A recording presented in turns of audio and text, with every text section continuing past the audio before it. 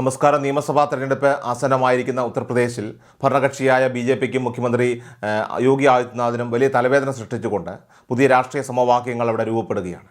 അയോധ്യയിലെ പ്രാദേശിക ഭരണ വിഷയങ്ങളും അഴിമതി ആരോപണങ്ങളും പ്രതിപക്ഷം വലിയ ചർച്ചയാക്കുന്ന സാഹചര്യത്തിൽ കേവലം അമ്പല വിഷയങ്ങൾ മാത്രം മുൻനിർത്തി മുന്നോട്ടു പോയാൽ യോഗി സർക്കാരിനെ വീഴ്ത്താൻ കഴിയില്ലെന്ന വിലയിരുത്തലുകൾ സജീവമായിരുന്നു. കാരണം അയോധ്യയുടെ വികസനം സ്വന്തം ക്രെഡിറ്റിൽ ഉയർത്തിക്കാട്ടുന്ന യോഗി ആദിത്യനാഥ് ഇത്തരം ആരോപണങ്ങളെ രാഷ്ട്രീയമായി പ്രതിരോധിക്കാനായിട്ട് പ്രാപ്തനാണ്. എന്നാൽ ഭരണകൂടത്തിൻ്റെ ഈ പ്രതീക്ഷകളെല്ലാം തന്നെ തച്ചുടച്ചുകൊണ്ടാണ് ലക്നൗ കേന്ദ്രീകരിച്ച് യുവജനങ്ങളുടെയും വിദ്യാർത്ഥികളുടെയും പുതിയൊരു പ്രക്ഷോഭ പ്രസ്ഥാനം തലപൊക്കിയിരിക്കുന്നത്. ഡൽഹിയിലെ ജന്തർ മന്ദറിൽ ഉയർന്നു വന്ന ബഹുജന സമരങ്ങളുടെ മാതൃക പിന്തുടർന്ന് വിദ്യാർത്ഥികളും ഉദ്യോഗാർത്ഥികളും സംഘടിച്ചാണ് യു.പിയിൽ ജസ്റ്റിസ് മോർച്ച എന്ന പുതിയ ജനകീയ കൂട്ടായ്മയ്ക്ക് രൂപം നൽകിയിരിക്കുന്നത്. ഉത്തർപ്രദേശിൽ വൻ വിജയം നേടാം എന്ന് കരുതിയ ഭരണകൂടത്തിൻ്റെ നീക്കങ്ങൾക്ക് തടയിടാൻ ഈ മോഡൽ സമരങ്ങൾക്ക് കഴിയുമെന്നാണ് രാഷ്ട്രീയ നിരീക്ഷകർ കരുതുന്നത്. ചോദ്യപേപ്പർ ചോർച്ച, അടിക്കടി ഉണ്ടാകുന്ന പരീക്ഷ തട്ടിപ്പുകൾ, സർക്കാർ വകുപ്പുകളിലും സർവകലാശാലകളിലും നികത്താതെ കിടക്കുന്ന ലക്ഷക്കണക്കിന് ഒഴിവുകൾ, കടുത്ത തൊഴിലില്ലായ്മ തുടങ്ങിയ വിഷയങ്ങളൊക്കെയാണ് വിദ്യാർത്ഥികൾ പ്രധാനമായിട്ടും ഇവിടെ ഉയർത്തുന്നത്. ലക്നൌവിൽ ഔദ്യോഗികമായിട്ട് പ്രഖ്യാപിക്കപ്പെട്ട ഈ കൂട്ടായ്മ സംസ്ഥാനത്തെ മുഴുവൻ ജില്ലകളിലെയും യുവാക്കളെ ഏകോപിപ്പിക്കാൻ ലക്ഷ്യമിട്ട് ഇന്നു മുതൽ തന്നെ പ്രചരണ പരിപാടികൾ തുടക്കമിട്ടിട്ടുണ്ട്.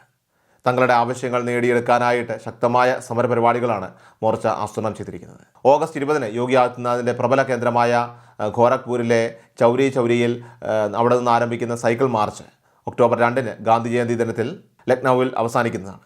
തുടർന്ന് വരാനിരിക്കുന്ന 50 ദിവസത്തിനുള്ളിൽ സംസ്ഥാനത്തെ വിവിധ കോളേജുകൾ, സർവകലാശാലകൾ, കോച്ചിങ് സെൻ്ററുകൾ എന്നിവിടങ്ങളിലൊക്കെ തന്നെ നേരിട്ടെത്തി വിദ്യാർത്ഥികളുമായിട്ട് ചർച്ച നടത്താനാണ് സംഘാടകർ തീരുമാനിച്ചിരിക്കുന്നത്. ഡൽഹി കേന്ദ്രീകരിച്ച് ഉയർന്നു വന്ന മുൻകാല പ്രക്ഷോഭങ്ങളെക്കാൾ കൂടുതൽ ശക്തവും വ്യാപ്തിയുള്ളതുമായിട്ടുള്ള രീതിയിലാണ് ജസ്റ്റിസ് മോർച്ച ഈ നീക്കങ്ങളൊക്കെ തന്നെ മുന്നോട്ട് കൊണ്ടുപോയിക്കൊണ്ടിരിക്കുന്നത്.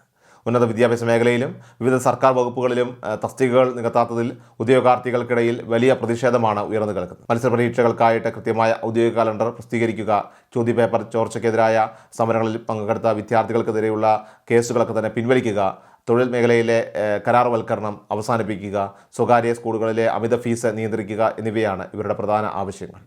ഈ ആവശ്യങ്ങളൊക്കെ തന്നെ അംഗീകരിക്കാൻ സർക്കാർ തയ്യാറായില്ലെങ്കിൽ ഒക്ടോബർ 2 ശേഷം കൂടുതൽ തീവ്രമായിട്ടുള്ള തെരുവ് സമരങ്ങളിലേക്ക് കടക്കാനാണ് ഇവരുടെയൊക്കെ തന്നെ തീരുമാനം. തങ്ങളൊരു രാഷ്ട്രീയേതര സംഘടനയാണെന്ന് വ്യക്തമാക്കുമ്പോഴും വിദ്യാർത്ഥികളുടെയും വിദ്യാഭ്യാസ മേഖലയുടെയും ഒക്കെ തന്നെ അവകാശങ്ങൾ സംരക്ഷിക്കുന്നതിനായിട്ട് ഏതൊരു രാഷ്ട്രീയ പാർട്ടിയുമായും സഹകരിക്കാൻ തയ്യാറാണെന്ന് ജസ്റ്റിസ് മോർച്ച പ്രഖ്യാപിച്ചിട്ടുണ്ട്. ഈ ഒരു നിലപാട് യോഗി സർക്കാരിനെതിരെ പ്രതിപക്ഷ പാർട്ടികൾക്ക് വലിയൊരു ആയുധമായിട്ട് മാറുകയാണ്. ബി.ജെ.പി. സർക്കാരിനെതിരെ പൊരുതുന്ന ഇന്ത്യ മുന്നണി കൂടി ഈ ഒരു യുവജന പ്രസ്ഥാനത്തിൻ്റെ പിന്തുണ പ്രഖ്യാപിക്കുന്നതോടെ തീർച്ചയായിട്ടും സംസ്ഥാനത്തെ രാഷ്ട്രീയ ചിത്രം പൂർണ്ണമായിട്ട് മാറുന്നതായിരിക്കും. അഖിലേഷ് യാദവും രാഹുൽ ഗാന്ധി നേരിട്ട് നേതൃത്വം നൽകുന്ന ഉത്തർപ്രദേശ് തെരഞ്ഞെടുപ്പ് പോരാട്ടത്തിൽ യുവജനങ്ങളുടെ ഈ പ്രതിഷേധം അത് ഭരണവിരുദ്ധ വികാരത്തെ കൂടുതൽ ശക്തമാക്കുമെന്നതിൽ സംശയമില്ല. നിലവിലുള്ള ഭരണകൂടത്തിനെതിരെ ജനവികാരം തിരിച്ചുവിടാനും വരാനിരിക്കുന്ന തെരഞ്ഞെടുപ്പുകളിലൊക്കെ തന്നെ ഇത് വലിയൊരു നിർണായക ഘടകമായി മാറാനും ജസ്റ്റിസ് മോർച്ചയുടെ സമരപരിപാടികൾക്ക് സാധിക്കും.